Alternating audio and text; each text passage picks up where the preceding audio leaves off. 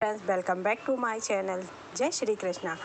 कर्ण महाभारत में भले ही कौरवों की तरफ से लड़ा था, लेकिन उसकी मृत्यु हर किसी के लिए शोक का विषय थी, चाहे वो कृष्ण हो या कोई और योद्धा। लेकिन कर्ण की मृत्यु से सबसे अधिक नुकसान दुर्योधन का हुआ था, और अपने इस परम मित्र की मृत्यु पर दुर्योधन का शोक भी बहुत ही मानसिक था। चलिए जानते हैं कि कर्ण की मृत्यु पर दुर्योधन की प्रतिक्रिया क्या रही। कर्ण भले महाभारत के युद्ध में एक महत्वपूर्ण योद्धा था, जिसकी मृत्यु ने सबको दुखी किया, लेकिन उसकी मृत्यु महाभारत के सबसे निर्णायक क्षणों में से एक थी। जब कर्ण कुरुक्षेत्र के युद्ध में अर्जुन द्वारा मारा गया, तो यह दुर्योधन के लिए गहरा आघात था, क्योंकि कर्ण न केवल दुर्योधन का गहरा मित्र था, बल्कि उसकी ओर से लड़ा जाने वाला एक शक्तिशाली योद्धा भी था।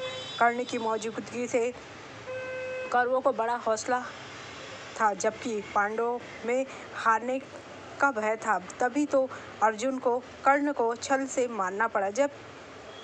तब कर अपना हथियार नीचे रख अपने रथ का पहिया बदल रहा था। एक योद्धा ऐसी मृत्यु कभी नहीं चाहता, लेकिन कर्ण का युद्ध में किसी भी तरह से मारा जाना बेहद महत्वपूर्ण था, ताकि पांडवों का विजय सुनिश्चित किया जा सके। क्योंकि जब अभिमन्यु रथ से नीचे था, तो सभी 7 महारथियों ने मिलकर उसका वध किया था।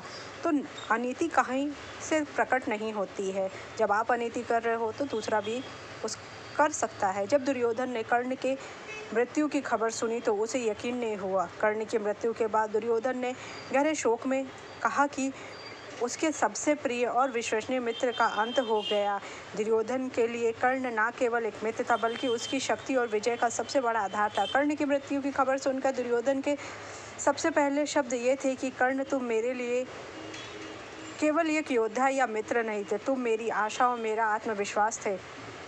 अब तुम्हारे बिना यह युद्ध मेरे लिए अर्थहीन हो गया। दुर्योधन ने यह भी स्वीकार किया कि कर्ण की मृत्यु से उसकी सेना का मनोबल टूट गया। वह इस बात से दुखी था कि वह अपने मित्र को बचा नहीं सका। हालांकि दुर्योधन कर्ण की मृत्यु से बेहद दुखी था, लेकिन उसने इसे अपनी हार मानने से इनकार कर दिया। कौरव सेना को प्रोत्साहित करते हुए कि यह युद्ध अभी समाप्त नहीं हुआ है और अंत तक लड़ने के लिए तैयार हो जाए। दुर्योधन ने कर्ण की बहादुरी और निष्ठा की प्रशंसा की और कहा कि कर्ण ने अपने प्राणों की परवाह किए बिना ही धर्म निभाया। दुर्योधन जानता था कि कर्ण की मृत्यु के बाद कौरव सेना के पास अर्जुन का सामना करने के लिए कोई भी समान स्तर का योद्धा नहीं बचा। इससे उसकी चिंता और बढ़ गई। दुर्योधन ने कर्ण को तब अपनाया था जब पूरी सभा में उसे सूतपुत्र होने के कारण अपमानित किया गया था। उसने कर्ण को अंग देश का राजा बनाया और उसके प्रति हमेशा वफादार रहा। कर्ण ने भी अपनी अंतिम सांस तक दुर्योधन की निष्ठा के लिए अपने प्राण त्याग दिए। कर्ण की मृत्यु के बाद पतन की शुरुआत हुई। यह क्षण न केवल व्यक्तिगत शोक का, बल्कि युद्ध में कौरव पक्ष की हार का भी हुआ और पराजय का भी। कर्ण की मृत्यु से दुर्योधन के आत्मविश्वास को गहरा धक्का पहुंचा। अगर आपको मेरी जानकारी अच्छी लगी तो मेरी चैनल को लाइक कीजिए, सब्सक्राइब के अंतिम संस्कार दुर्योधन ने कहा कि उसे कर्ण का अंतिम संस्कार किया जाए। कर्ण की मृत्यु के बाद दुर्योधन ने प्रतिज्ञा ली कि वो पांडवों को किसी भी हाल में पूरी तरह नष्ट करके बदला लेगा। कर्ण की मृत्यु के बाद दुर्योधन ने पांडवों से कहा कि उन्हें खुद को वीर कहलाने का अधिकार नहीं है।